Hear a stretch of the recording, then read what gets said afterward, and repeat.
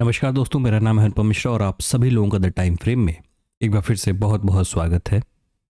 दोस्तों, हम लोगों के सामने ओपन है बैंक निफ्टी का वीकली चार्ट।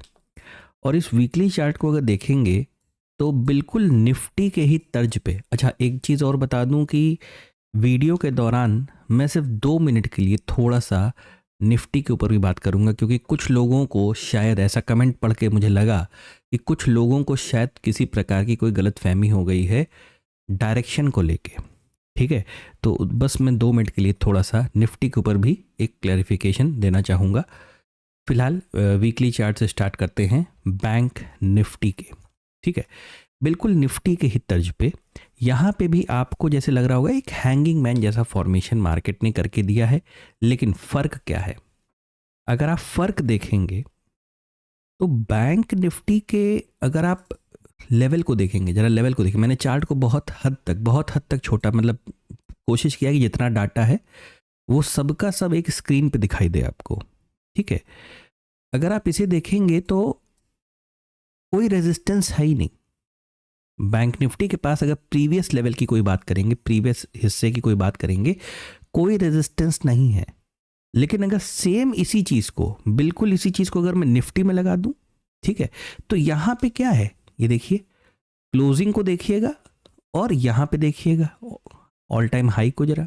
ठीक है, तो यहां पे जो ऑल टाइम हाई का मतलब जो लेवल है, ठीक है, इसको अगर आप देखेंगे तो लगेगा आपको कि हाँ, अभी एक रेजिस्टेंस जैसा कुछ अभी भी बाकी है, दिखाई दे रहा है।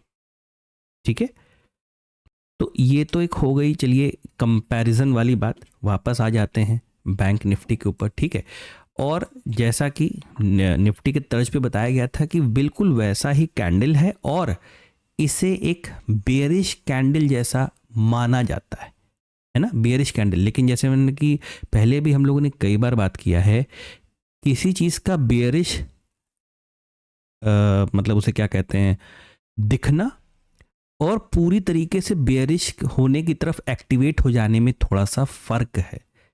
तो अभी यहाँ पे सिर्फ ये एक हमें सिर्फ इशारा है इस चीज़ का।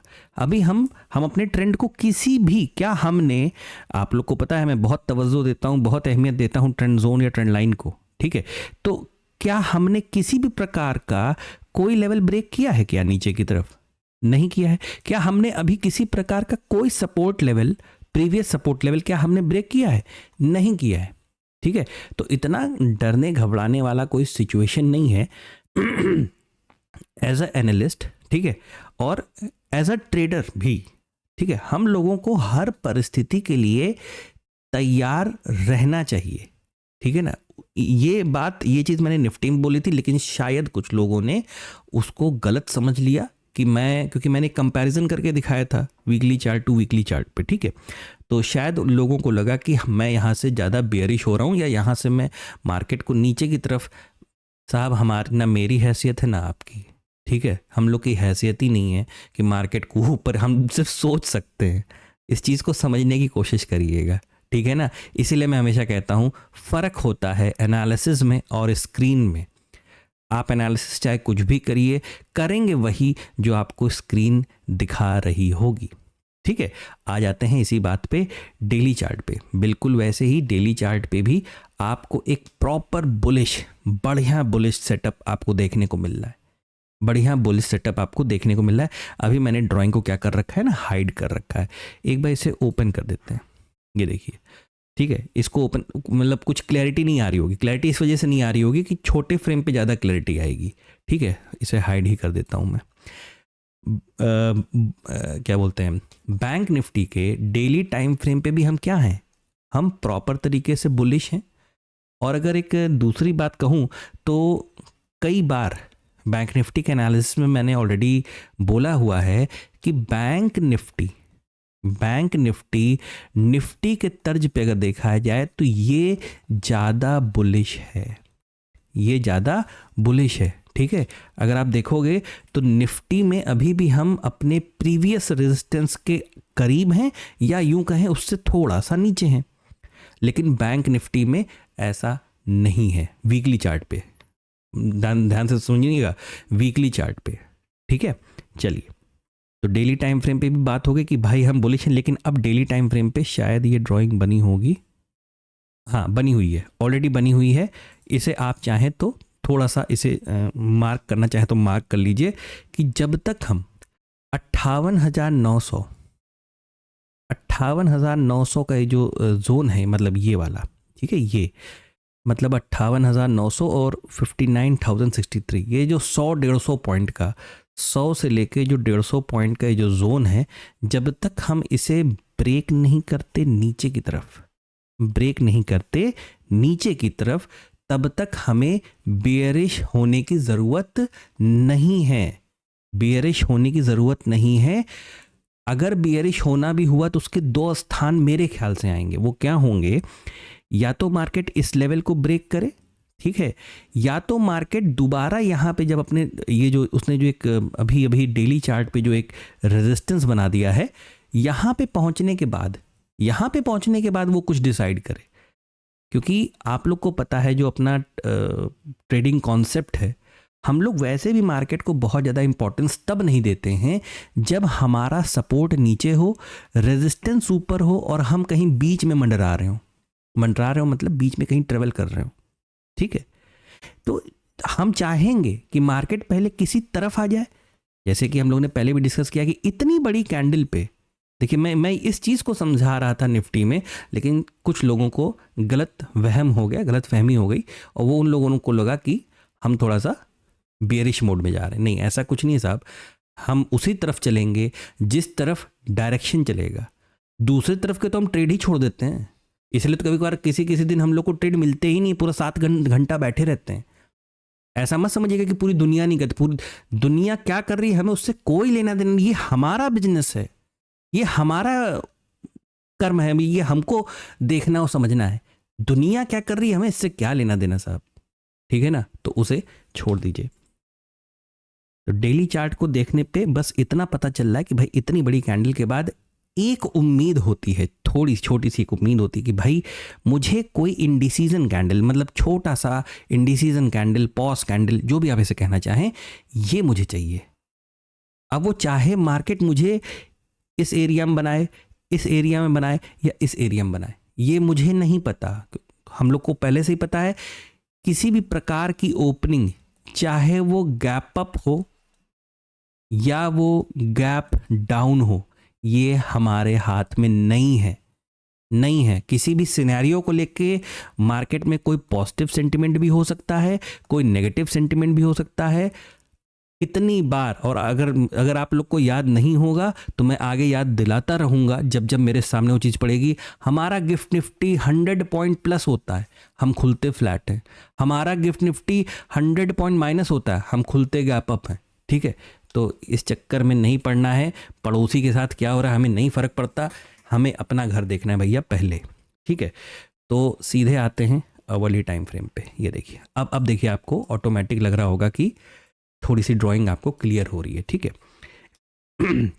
लगे हाथ ये भी डिस्कस कर लेते हैं कि हम लोगों ने बात किया था ना कि जब तक हम इस एरिया में हैं, 5 तारीख के लिए बात की गई थी, 5 दिसंबर के लिए बात की गई थी, ये एनालिसिस 8 के लिए बन रहा है, ठीक है, कि जब तक हम इस एरिया में हैं, ये एरिया बहुत थोड़े वक्त के लिए था क्योंकि इवेंट वाला दिन था 5 तारीख को, आरबीआई पॉलिसी थी, ठीक है।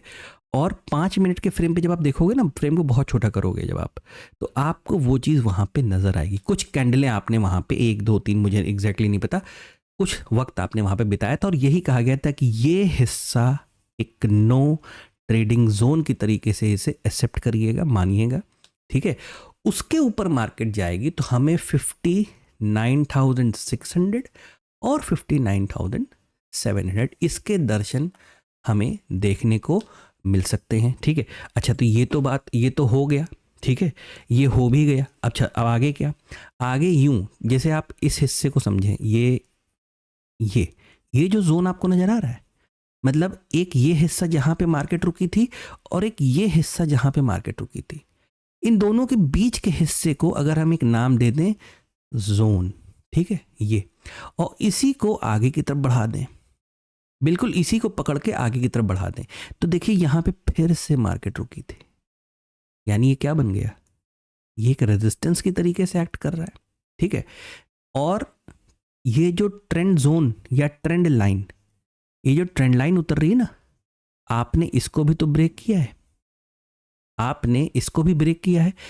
कहने का मतलब आप समझ ही रहे होंगे कि यहाँ पे कहीं ना कहीं अगर मार्केट एक छोटा सा रिट्रेसमेंट दे देता ना, चाहे वो इसी लेवल तक के लिए दे देता या वो इस लेवल तक के लिए दे देता, यहाँ इस लेवल तक के लिए, तो भी हम अपना काम चला देते। और कहीं नीचे तक ज़्यादा आ जाता तब तो फिर कहना है कि आप सारा काम ही सही, मतलब फिर मार्केट ना जैसे कहते हैं ना औकात में आ जाता। औकात मतलब कि मे भी कुछ लोग को बुरा लगे सुन के कि हमें जो किसी चीज़ की वैल्यू होती है ना, जैसे मान लीजिए यहाँ पे 10 रुपए का कोई माल है, ये पहुँच के सीधे कितना हो गया, 100 रुपये हो गया। हमारे मन में क्या डर रहता है कि यार ये यहीं से अगर निकलने लगा ना तो मुझसे ट्रेड छूट जाएगा, मुझसे ट्रेड। अरे बहुत अच्छी बात है, छूट जाए तो छोड़ दीजिए ट्रेड को। अगर ट्रेड छूट रहा है तो ट्रेड छोड़ दीजिए ना। बचपन से थोड़ी कर रहे थे आप ट्रेडिंग, की आदत पड़ी हुई है आपको, और अगर ऐसी गंदी आदत पड़ गई है तो इस आदत को सुधार लीजिए। ठीक है, काम हम तभी करेंगे जब हमें किसी चीज़ की वैल्यू सही मिलेगी, करेक्ट वैल्यू जब हमें मिलेगी, अच्छी वैल्यू, करेक्ट भी शब्द ठीक नहीं है, अच्छी वैल्यू जब हमें मिलेगी किसी चीज़ की, हम तब काम करेंगे। और ये कभी भी आपको लगे ना तो बस दिमाग में पार्ले जी वाला 5 रुपए वाला बिस्किट लाया करिए और सोचिए कि दुकानदार यही 5 रुपए वाला बिस्किट आपको 20 रुपए में दे रहा है। अगर किसी प्रकार की कोई बहुत इमरजेंसी और वैसी वाली बातें नहीं है तो क्या आप खरीदेंगे? 5 रुपए वाला बिस्किट आप 20 रुपए में खरीदेंगे? नहीं खरीदेंगे ना। तो यहाँ क्यों खरीदने के लिए इतना आतुर हैं आप? ठीक है, अगर ये हमारे हाथ में नहीं है कि मार्केट कल को यहाँ खुलेगा, कि मार्केट कल को यहाँ खुलेगा, कि यहीं खुलेगा। ये हमारे हाथ में नहीं है। हमारे हाथ में क्या है कि बटन दबाना, ये हमारे हाथ में है। बटन मतलब कीबोर्ड और ये जो मोबाइल के बटन होते हैं, कि मुझे किस जगह पे ट्रेड करना है। अगर यहाँ पे मार्केट ने ठीक ठाक टाइम बिताया और फिर निकलती है, मैं ट्रेड में एंट्री लूँगा। मार्केट नीचे आके टाइम बिताती है, कोई फॉर्मेशन, सब कुछ बताएगी मार्केट, बस आपको देखने आना चाहिए। ठीक है, सब कुछ बताएगी।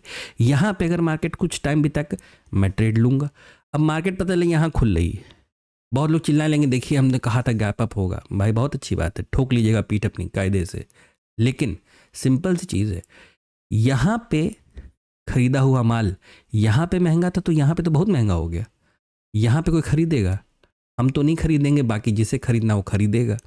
ठीक है, तो मार्केट के गुलाम मत बनिए और मार्केट को भी अपना गुलाम मत समझिए, बस साथ में चलने की कोशिश करिए।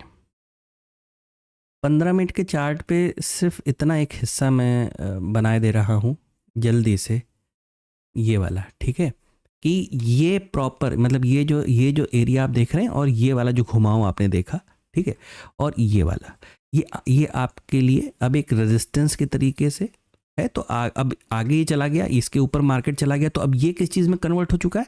ये एक सपोर्ट में कन्वर्ट हो चुका है। बस इस चीज़ का ख्याल रखें कि अब जैसे कुछ लोग कहे कि आपने लेवल नहीं दिए, जैसे एक कमेंट ये भी आया था कि आपने लेवल नहीं दिए। देखिए लेवल क्या है, ये जो बना रखे हैं ड्राइंग, यही तो लेवल है। आप इसे मार्क कर लीजिए, ये देखिए, थोड़ा आप भी अपनी तरफ से वो करिए, क्योंकि होता क्या ना, कभी कभार हम लोग समझाने में इतना ज़्यादा इन्वॉल्व हो जाते हैं कि जो कुछ लोग जिस वजह से वीडियो देखते हैं उनकी वाली बात हम पूरी नहीं कर पाते। मतलब जिनको सिर्फ ट्रेड चाहिए, सिर्फ लेवल चाहिए, शायद उनकी बातें हम नहीं पूरी कर पाते हैं। वैसे कोशिश ये करते हैं कि ज़्यादातर वीडियो में हम कर दें, लेकिन ठीक है, कोई बात नहीं। तो ये लेवल है 59, 500, 600। हम फिर जो है वापसी की तरफ भी एक बार देख सकते हैं। ठीक है, किस तरीके से कहाँ पे ओपन होना है वो हम लोगों ने पहले ही डिस्कस किया। हम यहाँ भी ओपन हो सकते हैं, यहाँ भी हो सकते हैं और यहाँ भी हो सकते हैं। कहाँ कहाँ पे करेंगे वो भी हम लोगों ने डिस्कस कर लिया। ठीक है, चलिए एक बार मैं जल्दी से निफ्टी पे आना चाहूँगा। दोस्तों निफ्टी के केस में कुछ लोगों को गलतफहमी ये हो गई थी कि मैंने कुछ एक इस तरीके का फॉर्मेशन दिया था कि भाई मार्केट हमें एक रिट्रेसमेंट दे सकता है, क्योंकि ये प्रॉपर हिस्सा एक ब्रेकआउट के तरीके से काम कर रहा है। ठीक है, मार्केट ने एक प्रॉपर कप एंड हैंडल का फॉर्मेशन भी दिया था, जिसमें यहाँ पे एक W formation, pattern in pattern की भी एक स्ट्रेटजी होती है, कभी भविष्य में आपसे डिस्कस करेंगे। ठीक है, ये एक हिस्सा था। तो हमारे पास अगर हम इस हिस्से को देखें तो हमारा ट्रेंड कैसा है?